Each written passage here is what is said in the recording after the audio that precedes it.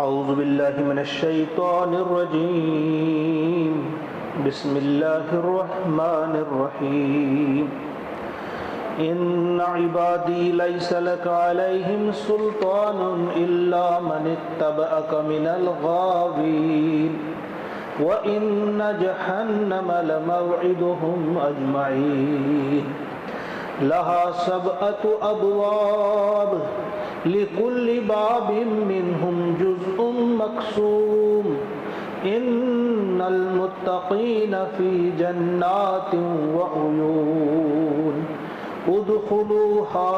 بسلام آمنين ونزعنا ما في صدورهم من غل إخوانا على سرر متقابلين آمنت باللہ صدق اللہ العظیم۔ سورہ الحجر۔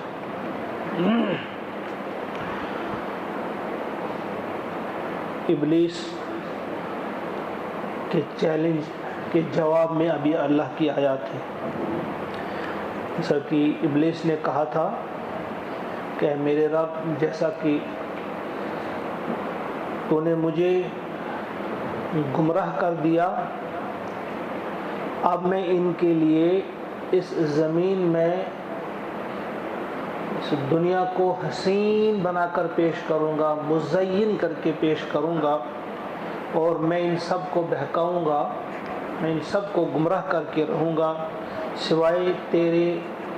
مخلص بندوں کے۔ اور اب اللہ کا ارشاد ہوتا ہے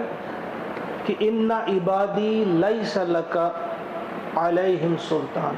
ان عبادی، بے شک میرے بندے،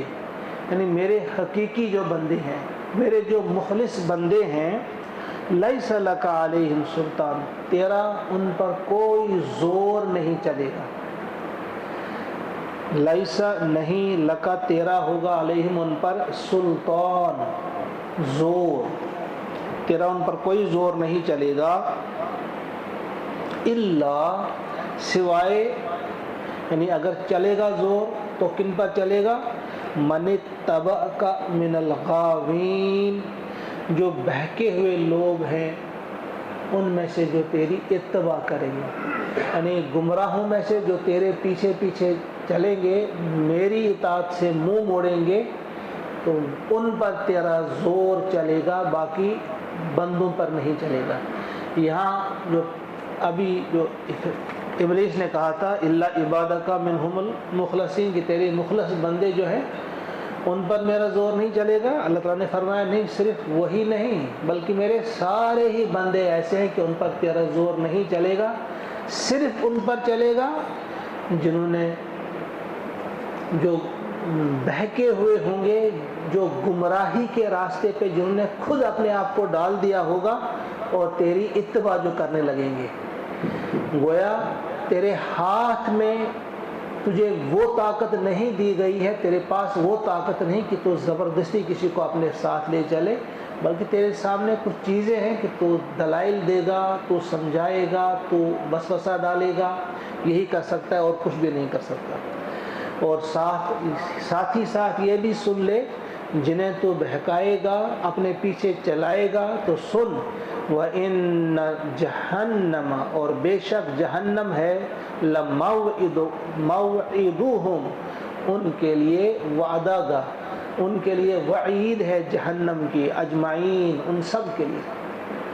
تیرے ساتھ ان سب کو میں جہنم میں رکھ دوں گا۔ اور جہنم اگرچہ جو 7 اس کے درک ہیں، 7 کے 7 کو جہنم کہتے ہیں، لیکن ایسے سب سے اوپر والا درک جو ہے، سب سے اوپر والا، اسے بھی جہنم کہا جاتا ہے۔ اب دیکھیے اگلی آیت میں فرمایا یہ جہنم جو ہے، لہا 7 ابواب، اس کے 7 دروازے ہیں، لکل باب، ہر ایک دروازے کے لیے، منہم، ان میں سے، جزء، ایک حصہ ہے، مقسوم، تقسیم شدہ، یعنی اس میں سے مخصوص ایک حصہ ہے۔ یہ 7 دروازے جہنم کے، یہ کیا ہے؟ مفسرین نے لکھا ہے دراصل یہ 7 درک ہیں، عربی میں ایک درجات ہوتے، جب اوپر کے لیے ہم گنیں گے، جس طرح جنتیں جو ہیں اس کے درجات ہیں، ایک درجے سے اوپر، دوسرا درجہ، پھر تیسرا، پھر اس کے لیے اوپر کی طرف جائیں گے تو درجات، جب نیچے کی طرف جائیں گے تو درک بھی ہے اور درک بھی ہے، دونوں درست ہے۔ جب نیچے کے لیے کہا جاتا ہے تو درک کہا جاتا ہے۔ فرمایا 7 درک ہیں یہ، یا 7 جہنمیں ہیں یہ۔ سب سے اوپر والی جہنم جو ہے، سب سے اوپر والا جو درک ہے اسے جہنم کہا جاتا ہے، اور کچھ مفسرین کا ماننا ہے کہ اس میں گنہگار مسلمان جو ان میں ان کو ڈالا جائے گا، پہلا۔ اس کے بعد نیچے والا، اس سے نیچے والا نمبر 2، اسے لظا کہا جاتا ہے۔ اس کے بعد حطمہ ہے، اس کے بعد سعیر، اس کے بعد سقر، پھر جحیم، اور پھر حاویہ، سب سے نچلا درک۔ سب سے نچلے درک کے لیے جو قرآن مقدس ہمیں کہتا ہے ان المنافقین فی الدرک الاسفل من النار، منافقین جو ہوں گے سب سے نچلے درک میں ہوں گے۔ درک کہتے ہی نچلے کو، سب سے نچلا، لیکن جب اس میں اسفل بھی کہا جائے گا، فی الدرک الاسفل، تو اسے مراد یعنی تاکیدن کی بہت ہی نیچے والا جو ہے، سب سے نچلے والا طبقہ، گویا منافقین کے لیے وہ ہے۔ تو مفسرین نے الگ چیزیں بیان کی ہیں کہ سب سے نیچے والا منافقین کے لیے فلاں جو ہے، یہود کے لیے فلاں، نصارہ کے لیے فلاں، فلاں کے لیے، لیکن کچھ لوگوں نے، کچھ مفسرین نے کہا کہ اس اعتبار سے نہیں ہے، بلکہ یہ گناہوں کے اعتبار سے ہے۔ 7 بڑے فساد مانے جاتے ہیں۔ پہلا فساد جسے ہم عملی فساد کہیں گے شرک ہے، گویا مشرکین کے لیے ایک ہوگا۔ اسی طرح سے اعمال میں جو فساد ہیں بڑے بڑے، ایک ہے قطع رحم، قتل ہے، زنا ہے، جھوٹی شہادت ہے، کمزوروں پر ظلم ہے، اور بغی ہے۔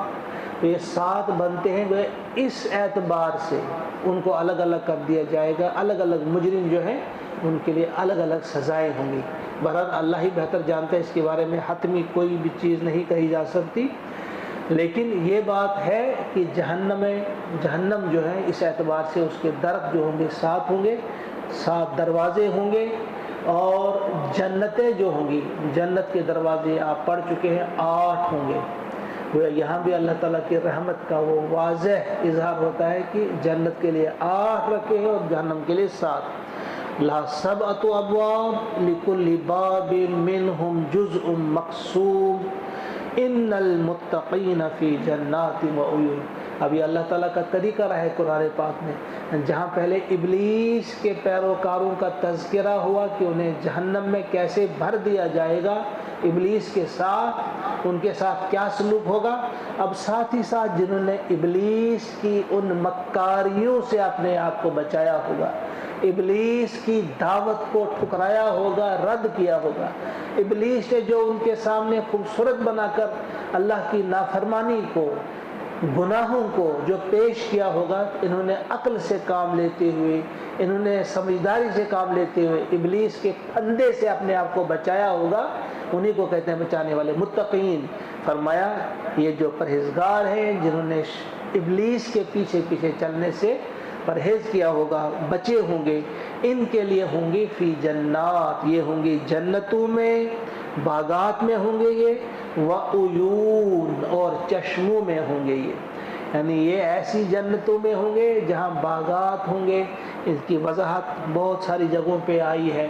کہ جنات کیسی ہیں، وہاں کیا کیا ملے گا، آپ سب جانتے ہیں، کس کس قسم کے ان کے لیے کھانے پینے رہنے اور ان کی جو آرزوئیں ہیں، ان کی تمنائیں ہیں، ان کو پورا کرنے کے لیے کیسا انتظام کیا ہے اللہ تعالیٰ نے، جس کے لیے حضور علیہ الصلوۃ والسلام نے مختصر الفاظ فرمائے ہیں کہ کسی آنکھ نے نہیں دیکھے، کسی کان نے نہیں سنے، اور کسی دل پر ان کا خیال تک نہیں گزرا۔ لہذا یہی جنتیں ہیں۔ فرمایا کہ آپ جنہوں نے بچایا اپنے آپ کو ابلیس کی پیروکاری سے، ابلیس کے پیروکار نہیں بنے، ان کے لیے جنات ہیں، ان کے لیے چشمے ہیں، وہ چشموں میں ہوں گے اور باغوں میں ہوں گے۔ ادخلوها داخل ہو جاؤ ان میں بسلام، سلامتی کے ساتھ، آمینین، بے خوف و خطر، امن کے ساتھ۔ یہ دو چیزیں انسان چاہتا ہے، ہمیشہ چاہتا ہے کہ وہ سلامت رہے اور پر امن رہے، امن کے ساتھ رہے، کوئی خوف نہ ہو اسے، کوئی خطرہ نہ ہو اسے، اور سلامتی کے ساتھ رہے۔ تو جنتیں ایسی ہیں، دنیا میں کوئی بھی ہو، کسی بھی عہدے پہ ہو، کسی بھی طرح کا وہ امیر سے امیر تر ہو، کچھ بھی ہو، لیکن یہاں خوف بھی رہتا ہے عہدہ چلے جانے کا، یہاں خوف رہتا ہے صحت کے بگڑنے کا، یہاں خوف رہتا ہے کسی بھی قسم کے نقصان کا۔ تو وہاں کیا ہوگا؟ کبھی بھی کوئی شخص بیمار نہیں ہوگا، کسی قسم کا خوف نہیں ہوگا، جو چیز چاہے کھائے، جتنی چاہے کھائے، بیمار نہیں ہوگا، کسی بھی قسم کی بیماری میں مبتلا نہیں ہوگا، اور پھر کسی فساد میں مبتلا نہیں ہوگا، وہاں کوئی خوف و خطر نہیں ہوگا، اسے نکالا نہیں جائے گا۔ وہ ایک روایت میں بڑا تفصیلی ہے، تفصیل سے بیان فرمایا ہے پیارے نبی صلی اللہ علیہ وسلم نے کہ وہاں کہا جائے گا داخل ہو جاؤ اب جنتوں میں، اب تم کبھی بیمار نہیں رہو گے، اب تم ہمیشہ صحت مند رہو گے، اب تم کبھی یہاں سے تمہیں نکلنے کا خطرہ نہیں، وہ ہمیشہ یہاں رہو گے، تمہارے لیے باغات جو ہیں یہ ہمیشہ ہرے رہیں گے، ان پر خزاں کبھی نہیں آئے گی، کوئی بھی ایک لمحے کے لیے بھی خزاں نہیں آئے گی، کہ ہمیشہ ہر قسم کی چیزیں آپ وہاں پہ دیکھتے رہو گے، ہر قسم کی سہولت، آرام تمہیں وہاں ملے گا۔ فرمایا ادخلوها بسلام آمنین، جو امن یہاں انسان چاہتا ہے، جو سلامتی انسان یہاں چاہتا ہے، جو مزے چاہتا ہے لینا انسان دنیا میں، آتا ہے یہاں نہیں رکھا ہے، وہ یہاں کہاں ڈھونڈتے، وہ تو وہاں ہے، یہ تو امتحان گاہ ہے، یہاں آپ کو تکلیفیں بھی آئیں گی، یہاں آپ کو آزمائشیں بھی آئیں گی، یہاں آپ نے برداشت کرنا ہے، صبر کرنا ہے، اور اللہ تبارک و تعالیٰ کے احکامات پہ عمل کرنا ہے، پیارے رسول صلی اللہ علیہ وسلم کی سنتوں پہ عمل کرنا ہے، آپ کی فرمودات پہ چلنا ہے، پھر وہ مقام آئے گا جہاں پھر کوئی قید نہیں ہوگی، کیا چاہو گے کھانا، کتنا چاہو گے کھانا کھاؤ، کون سا کام کرنا ہے، کس انداز سے کرنا ہے، کیسے گھر چاہیں تم کو، کیسی تمہاری شکل و صورت ہو، خود اپنی شکل و صورت آپ سلیکٹ کریں گے، خود اپنے لیے جو بھی چاہیں گے آپ کو ملے گا وہاں پہ۔ پھر فرمایا وَنَزَعْنَا، ایک اور چیز، ایک بہت بڑے احسان کی طرف پھر اشارہ کہ جنت میں جب داخل کر دیے جاؤ گے تو سنو، سلامتی کے ساتھ، امن کے ساتھ، مگر ایک اور انعام، وَنَزَعْنَا، اور ہم کھینچ لیں گے، دور کریں گے، مَا فِي صُدُورِهِمْ، جو ان کے دلوں میں، جو ان کے سینوں میں ہوگا، مِن غِلٍ، کسی بھی قسم کا کینہ، یعنی کسی بھی قسم کا تھوڑا سا کھوٹ کپٹ جو ہوگی، یہاں مومنوں کو بھی آپس میں کبھی کبھی تھوڑا سا رہتا ہے، کوئی ناراضگی ہوتی ہے، کتنے ہی اچھے آپس میں دوست ہوں، مومن ہوں، صالح ہوں، متقی ہوں، پرہیزگار ہوں، ایک ہی نسب العین ان کا ہو، دین ہی کے لیے وہ کام کر رہی ہو، ایک ساتھ کام کر رہی ہوں، لیکن اس کے بعد بھی کچھ نہ کچھ رہتا ہے، کچھ شکایتیں رہتی ہیں، کچھ رنجشیں رہتی ہیں، کچھ ناراضگیاں رہتی ہیں، لیکن اللہ تبارک و تعالیٰ جب جنت میں ان کو داخل کریں گے تو کیا کریں گے؟ پہلے کہ ان کی اس چیز کو، اس کھوٹ اور اس کپٹ کو نکال دیا جائے گا، ان رنجشوں کو نکال دیا جائے گا۔ حضرت عبداللہ ابن عباس رضی اللہ تعالیٰ عنہ فرماتے ہیں کہ جب جنت میں داخل کر دیے جائیں گے، آغاز ہی میں وہاں 2 چشمے ہوں گے، ایک چشمے کا پانی جب انہیں پلایا جائے گا تو ان کے دل بالکل صاف ہو جائیں گے،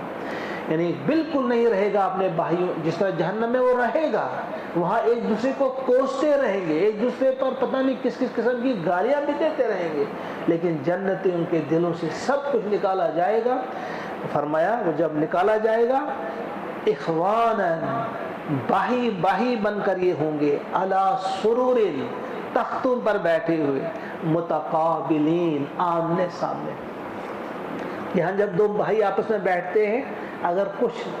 شکوے شکایت ہوں تو سامنے، آمنے سامنے نہیں نظر ان کی ہوتی ہے، بلکہ ایک طرف دیکھتا ہے اور دوسرا دوسری طرف دیکھتا ہے، اور نظریں آپس میں نہیں ملا سکتے، کیونکہ جب دل میں کچھ ہوگا، کتنی کوشش وہ کرے وہ چھپا نہیں سکتا، تو دل میں کچھ ہو انسان نظریں بچاتے ہیں، وہاں فرمایا جا رہا ہے کہ ان کے دل سے چونکہ وہ سب چیزیں نکال لی ہوں گی، پھر وہ بیٹھیں گے، تختوں پر ہوں گے اور آمنے سامنے ہوں گے، خوش و خرم ہوں گے۔ دوسری جگہوں پہ کہا گیا کس طرح سے وہ آپس میں کھیل بھی رہے ہوں گے، مزاح بھی کر رہے ہوں گے اور مختلف چیزوں کے لطف بھی لے رہے ہوں گے۔ سورہ اعراف میں بھی یہی الفاظ آئے ہیں، وَنَزَعْنَا، یعنی وہاں وضاحت کے ساتھ آپ دیکھیں گے، وہ پہلے بھی ہم پڑھ چکے ہیں کس طرح سے اللہ تبارک و تعالیٰ ان کے دلوں کو صاف کرے گا۔ وہاں ایک روایت کا بھی تفہیم القرآن میں آپ دیکھیں گے، باقی تفسیروں میں بھی آپ دیکھیں گے، ایک وہ جو روایت ہے کہ حضرت علی رضی اللہ تعالیٰ عنہ نے فرمایا تھا، یہی آیت جب سنی انہوں نے اور پڑھی تو اس کے بعد فرمایا مجھے امید ہے، حضرت علی نے فرمایا مجھے امید ہے کہ اللہ تعالیٰ میرے اور عثمان اور طلحہ اور زبیر کے درمیان بھی صفائی کر دے گا۔ ان کا آپس میں کوئی رنجشیں جو تھی تھوڑی بہت، تو آپ سب جانتے ہیں، تاریخ کا آپ نے مطالعہ کیا ہے یا کرنا چاہیے اگر نہیں کیا ہے، ان کی جو آپس میں کچھ رنجشیں تھیں تو حضرت علی نے فرمایا تھا مجھے امید ہے کہ ہمارے دلوں کی بھی صفائی کر دی جائے گی۔ یہاں ایک نقطہ اور بھی ہمارے سامنے آ جاتا ہے کہ مومنین ہوں، صالحین ہوں، مخلص بھی ہوں، لیکن اس کے باوجود رہ سکتا ہے کچھ،